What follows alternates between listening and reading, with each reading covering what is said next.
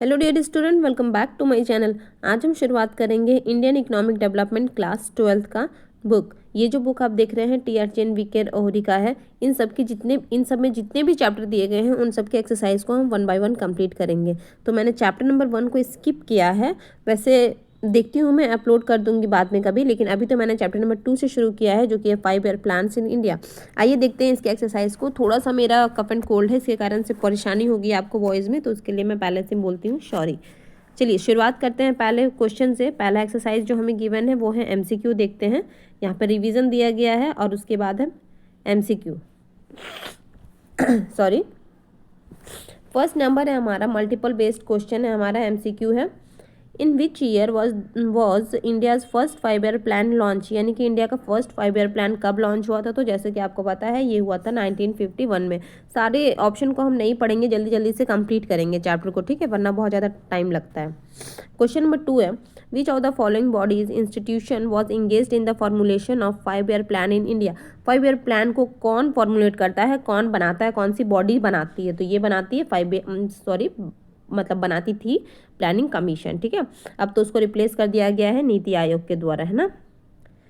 आप कमेंट में नीति आयोग का फुल फॉर्म जरूर से टाइप करेंगे, ठीक है। ये मेरे लिए नहीं है, मेरे कमेंट में आपको कोई ज़बरदस्ती नहीं है, आप अपने पेपर में भी लिख सकते हैं। मेन यहाँ पर मुद्दा है कि रिवीजन करना, ठीक है। तो नीति आयोग का आप फुल फॉर्म ज़रूर से लिखेंगे।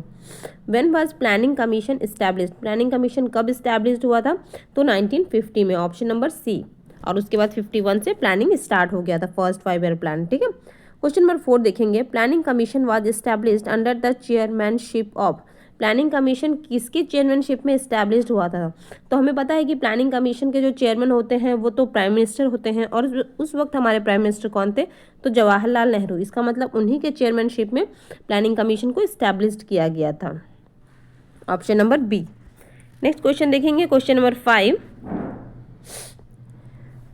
an economy in which means of production are used in a manner such that the social welfare is maximized is called। यहाँ पे सोशल वेलफेयर क्या होगा, मैक्सिमम होगा। ऐसी इकोनॉमी को हम कौन सी इकोनॉमी बोलते हैं, तो उसे हम बोलेंगे सोशलिस्ट इकोनॉमी, ठीक है। क्वेश्चन नंबर 6 है, which was the last 5 year plan in India. तो लास्ट 5 ईयर प्लान क्या था। इसके लिए तो ऑप्शन वगैरह कुछ देखने का जरूरत नहीं है, हर आंसर आपके मुंह पर होना चाहिए, आपको इतना ज़्यादा रिवीजन करना है। लास्ट 5 ईयर प्लान क्या होता है, तो लास्ट 5 ईयर प्लान था 12th 5 ईयर प्लान, है ना। यहाँ पर क्या है 11 12th, यहाँ ऑप्शन नंबर बी। नेक्स्ट देखेंगे क्वेश्चन नंबर, और उसका सेशन क्या था वो भी आप कमेंट में बताएंगे, 12th 5 ईयर प्लान का, ठीक है। चलिए, अरे क्वेश्चन नंबर 7, क्वेश्चन नंबर 7 है, 3 consecutive annual plans were launch during the period, यानी कि ओहो सब गड़बड़ी हो रहा है। क्वेश्चन नंबर 7 है, 3 consecutive annual plans were launch during the period, यानी कि लगातार कंटिन्यूसली 3 एनुअल पीरियड कब लॉन्च किए गए थे। तो हमें पता है ये हुआ था 66 to 69 में। ऑप्शन देखते हैं 63 66, ये ऑप्शन नंबर बी 66 69, ठीक है। क्वेश्चन नंबर 8 है, the industrial policy resolution was introduced in. तो इंडस्ट्रियल पॉलिसी सबसे पहले कब आई थी, ये आई थी 1948 में। नेक्स्ट क्वेश्चन देखेंगे, planning commission the erstwhile central planning authority in India has been replaced by, मतलब सिंपली आपसे पूछा गया है कि प्लानिंग कमीशन को किसके द्वारा रिप्लेस किया गया है, तो नीति आयोग, है ना। ये तो हमने फर्स्ट में ही पढ़ लिया था। क्वेश्चन नंबर 10 है, an economy in which economic decision are taken by the some central authority of the government with a view to maximising social welfare is called, यानी कि वैसी इकोनॉमी जो कि किस बात पर फोकस करती है, जिनका जो सेंट्रल अथॉरिटी है, गवर्नमेंट किस बात पर फोकस करती है, तो सोशल वेलफेयर पर, है ना। तो ये भी हमने पढ़ा था, बताइए आप। सॉरी, यहाँ हो जाएगा option number B socialist economy. Next है question number 11, which of the following is correct about the planning in India. Planning in India के बारे में कौन सा स्टेटमेंट करेक्ट है। Mixed economy has been the framework of planning in India. हाँ, तो mix economy चलती है इंडिया में। The duration of 12th 5 year plan व 12 to 17, ये बात भी सही है। Planning in India started with a heavy reliance on the public sector. हाँ, सबसे पहले पब्लिक सेक्टर ही काम किया करती थी, उसके बाद 1990 के बाद से प्राइवेट सेक्टर को मौका मिलना शुरू हुआ।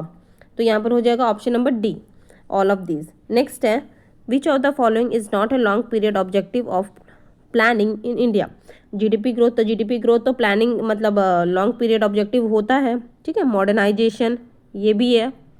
Better quality of life, equitable distribution, तो इक्विटेबल डिस्ट्रीब्यूशन है। देखिए जब जीडीपी ग्रोथ होगा, इक्विटेबल डिस्ट्रीब्यूशन होगा, मॉडर्नाइजेशन होगा, तो बेटर क्वालिटी ऑफ लाइफ अपने आप ही आ जाएगी। इसके लिए कोई पर्टिकुलर टारगेट बनाने का ज़रूरत नहीं है। जब जाहिर सी बात है कि जब आपके पास पैसा होगा तो आप अपनी क्वालिटी ऑफ लाइफ को ऑटोमेटिकली वो इन्हेंस हो जाएगी, ठीक है। तो ये कोई पर्टिकुलर टारगेट नहीं हुआ, ये हो जाता है ना।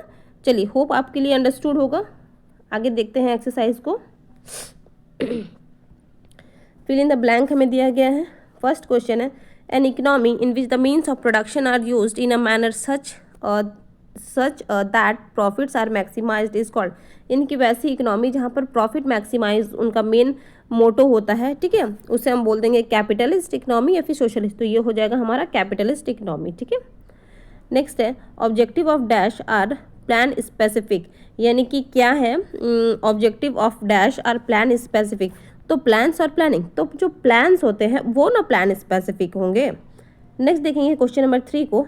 Dash distribution occur when the distribution of income is in accordance with the ability और इफिशियंसी ऑफ पीपल, यानी कि वैसी डिस्ट्रीब्यूशन को हम क्या बोलेंगे जो कि एबिलिटी और इफिशियंसी के अकॉर्डिंग दिया जाए, तो बोलेंगे इक्विटेबल डिस्ट्रीब्यूशन, ठीक है।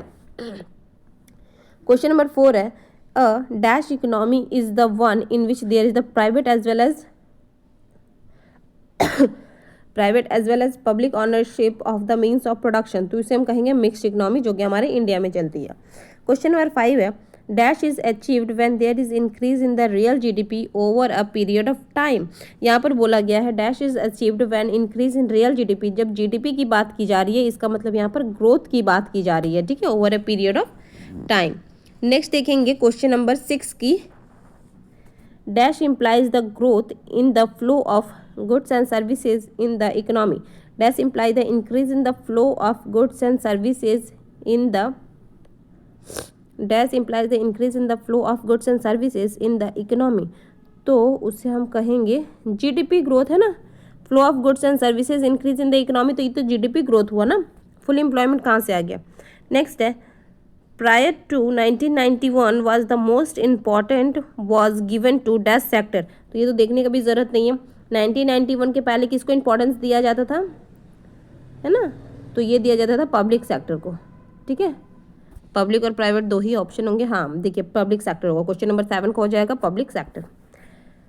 इसके नेक्स्ट एक्सरसाइज को हम अगले क्लास में करेंगे, बहुत बोलने में तकलीफ हो रही है। मिलते हैं नेक्स्ट चैप्टर के साथ, मतलब नेक्स्ट एक्सरसाइज के साथ। Thank you for watching, bye bye.